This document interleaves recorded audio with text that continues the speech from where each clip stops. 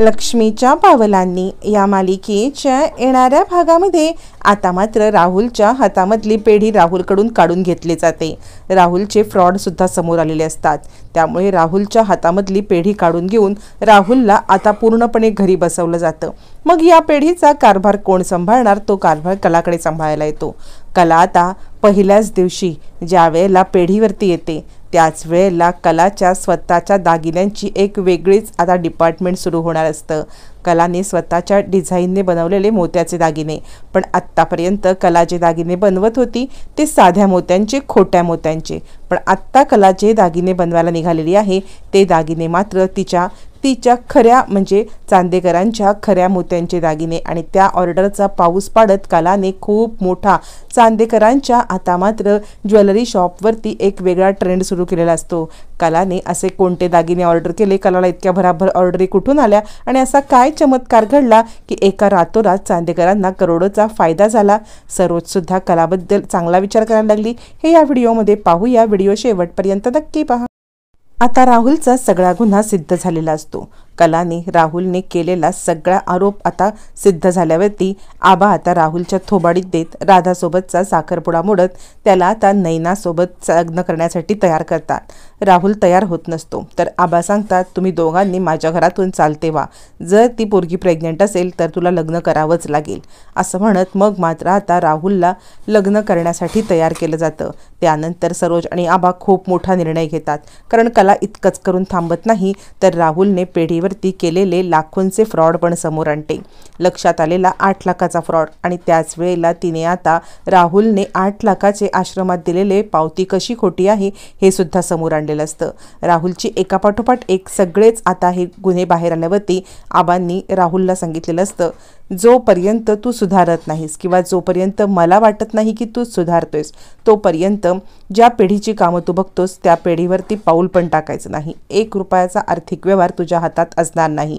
आता मात्र तू घरी बसायचं आहेस। जो काही व्यवहार असेल तो सगळा अद्वैत बघेल, सरोज बघेल, तुझं तिकडे काही काम नाही आहे असं म्हणत आबांनी आता इकडे राहुलच्या हातातल्या पेढ्या काढून घेतल्यावरती मग मात्र रोहिणी अधिकच चिडते। त्यानंतर मग मात्र आबा आता सगळ्या घरच्यांना बोलवून घेतात। रोहिणी चिडलेली असते आणि माझ्या राहुलच्या हातातून पेढी काढून घेतली, आता त्या पेढीचा कारभार कोण सांभाळतोय तेच मी बघते। सरोज म्हणते, त्याची तुला चिंता नको, मी आहे समर्थ।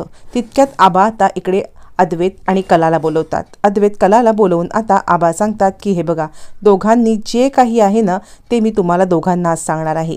राहुलने 2 पेढ्या सांभाळत होता, त्यातल्या एका पेढीची जबाबदारी सध्या मी आपल्या सुनबाई कलावरती सोपवण्याचा विचार करतोय। अद्वैत म्हणतोय, आबा पण तिला जमेल का?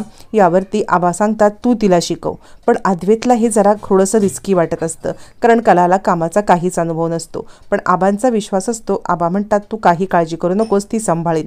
कला म्हणते, आबा खरंच या सगळ्यामध्ये मला इतकी मोठी जबाबदारी पेलायला जमेल की नाही हे मला शंकाच वाटते, त्यामुळे उगाचच माझ्यावरती खूप मोठी जबाबदारी सोपवून तुम्ही खूप मोठी चूक करताय असं मला वाटते। आबा म्हणतात, तुझ्यावरती जबाबदारी सोपवून मी कोणतीही चूक करत नाही आहे। मला कायम माहिती आहे की तू ही जबाबदारी व्यवस्थितपणे पार पाडशील आणि त्यामुळे तू जी पेढी राहुल सांभाळतो ती सांभाळायची आणि अद्वैत तू तिला समजावून सांगायचं, रोज तिला त्या पेढीवरती घेऊन जायचं, आधी तिच्या पेढीचं काम तिला समजवायचं आणि नंतर मग तुझ्या पेढीवरती तू जायचं असं म्हणत फायनली अद्वैतला आबांनी खूप मोठी जबाबदारी सोपवलेली असते। आता अद्वैत या गोष्टीसाठी तयार होतो। रोहिणी चिडते आणि माझ्या मुलाची जबाबदारी तू घेणार? कला घ्या, सगळ्यांनी पेढे घ्या, माझ्या मुलाला प्रॉपर्टीतून अलगदपणे बाहेर काढलत ना त्यासाठी हे सगळं करा। कला म्हणते, आबा मी एका अटीवरती ह्या पेढीवरती जाईन, म्हणजे जोपर्यंत राहुलला स्वतःची चुकी कळत नाही तोपर्यंतच मी ही पेढी सांभाळेन। ज्या वेळेला राहुलला स्वतःची चूक कळेल त्यावेळेला ती पेढी मी पुन्हा राहुलच्या हवाली करेन। आबा म्हणतात, हीच तुझी जी गुण आहेत ना हे मला खूप आवडतात। या सगळ्या गुणांमुळे तुला मी या सगळ्याची मालकीण बनवलेलं आहे। या पेढीची सर्वेसर्वा मालकीण तू असशील नंतर सुद्धा, जर का इकडे सांभाळण्यासाठी ज्या वेळेला राहुल पेढी येईल त्यावेळेला सुद्धा आता राहुल पेढीवरती एक कामगार म्हणून असेल। रोहिणी म्हणते, बरोबर आहे, आम्हाला या घरामध्ये चांदेकरांचा मान तुम्हाला द्यायचाच नाहीये ना, तुम्ही सगळ्यांनी मिळून हे जे काही निर्णय घेतलाय ना ते मला काही पटत नाहीये असं म्हणत रोहिणी चिडलेली असते। पण आबांचा निर्णय पक्का असतो। आबा या सगळ्यामध्ये आता मात्र कलावरती जबाबदारी सोपवतात। आता कला पेढीवरती जाते। सगळ्यात पहिल्या दिवशी आबासुद्धा पेढीवरती असतात। त्या पेढीची पूर्ण जबाबदारी आता मात्र कलावरती असते। अद्वैत कलाला सगळं पेढीचं काम सांभाळून सांगणार असतो। त्यावेळेला मग मात्र सगळ्या स्टाफला बोलवून आबा सांगतात, आजपासून या पेढीवरती आपल्या या नवीन सुनबाई सांभाळतील, म्हणजे या पेढीचे सर्व जबाबदार मी तिच्याकडे सोपवलेले आहेत। आणि हो, मी ज्या वेळेला आमच्या इथे गोंधळ आणि आता पूजा होती त्यावेळेला लोकांच्या तोंडून तिच्या मोत्यांच्या दागिन्यांचं कौतुक ऐकलेलं आहे।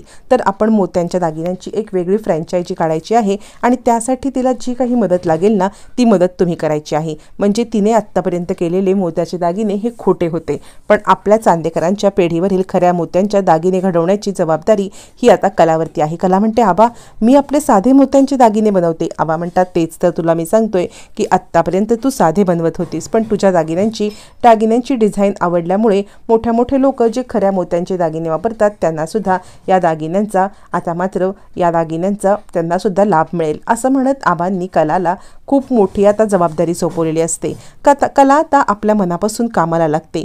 मनापासून काम करता करता कला आता मोत्यांच्या दागिन्यांची फ्रँचायझीज उभी करण्याचं ठरवते आणि तिला लागणारी सगळी मदत करण्यासाठी अद्वैतला आबांनी सांगितलेलं असतं।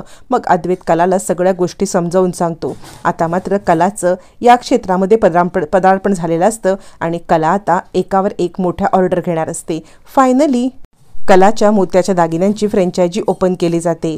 कलाच्या दागिन्यांना इंटरनेटवरती सोहम आता प्रसिद्ध करतो। आता कलाचे दागिने कला चांदेकर या नावाने कलाच्या दागिन्यांचं इंटरनेटवरती आता मात्र एक अकाउंट उघडलं जातं। कलाने केलेले वेगवेगळ्या दागिन्यांच्या डिझाईन या मात्र इंटरनेटवरती अपलोड केल्यावरती रातोरात कलाच्या डिझाईन व्हायरल होतात। व्हायरल झाल्यावरती कलाची दागिन्यांची फ्रँचायझी जोरात चालू असते। रातोरात कलासाठी ऑर्डर येतात। डिझायनर दागिने, त्याचबरोबर सेलिब्रिटींसाठी दागिने, असे वेगवेगळे दागिन्यांची कलासाठी एका रात्रीत ऑर्डर येते आणि मग मात्र आबा हादरतात। इतकी मोठी ऑर्डर, म्हणजे आत्तापर्यंत हिऱ्यांची, चांदीची, सोन्याची इतकी मोठी ऑर्डर आली नव्हती, तितकी मोत्यांच्या दागिन्यांची मोठी ऑर्डर आल्यामुळे आबा म्हणतात, खरंच बघितलंस, याला म्हणतात लक्ष्मी। लक्ष्मीच्या पावलांनी घरात आलीस, घरावरची संकट दूर केलीस। लक्ष्मीच्या पावलांनी आमच्या या चांदेकरांच्या पेढीवरती आलीस, इथे सुद्धा कमाल केलीस। खरं सांगायचं तर एक नाही तर 2 पेढ्या राहुलच्या होत्या, दुसऱ्या पेढीची पण जबाबदारी तू पूर्णपणे सांभाळशील अशी मला खात्री आहे। आता आबांनी कलावरती विश्वास दाखवून तिच्यावरती खूप मोठी जबाबदारी सोपवलेली असते। सरोजला सुद्धा कलाचं कौतुक वाटतं, तोंडावरती कौतुक करायला मात्र ती तयार नसते। मनातल्या मनात खरंच कलाने खूप मोठं काम केलंय, चांदेकरांचं नाव आता 7 समुद्रापलीकडे पोचवलंय हे बघून मात्र आता सरोजला पण आनंद होतो आणि खूप मोठ्या ऑर्डरमध्ये स्वतः सरोज कलाला मदत करायचं ठरवते। फायनली कलाने या क्षेत्रामध्ये पदार्पण करून आपलं नाव पहिल्याच दिवशी केलेलं असतं। आता मात्र चांदेकरांची मोठी सून म्हणून सर्वा कला त्या पेढीची मालकीण असते आणि राहुलची पेढी कलाच्या हातात येत रात्रीत चमत्कार घडलेला असतो। सोशल मीडियाची पॉवर काय असते हे मात्र कलाला कळलेलं असतं। मग कला आता सोशल मीडियाच्या माध्यमातून परदेशातल्या सुद्धा ऑर्डरी घेण्यासाठी सज्ज असते। कलाच्या मोत्यांच्या दागिन्याच्या ऑर्डरने करोडोचा फायदा चांदेकर पेढीला झालेला असतो आणि आता कलाचं तिने कॅलिबर सिद्ध केलेलं असतं। त्यामुळे सर्वच सुद्धा कलामध्ये एक आपली मोठी सून म्हणून पाहते। आबांनी तर कलाला पहिल्यापासून मान्य केलेलं असतं। आता अद्वैत आणि कलाचं नातं असंच फुलत जाणार का, पाहणं रंजक ठरणार।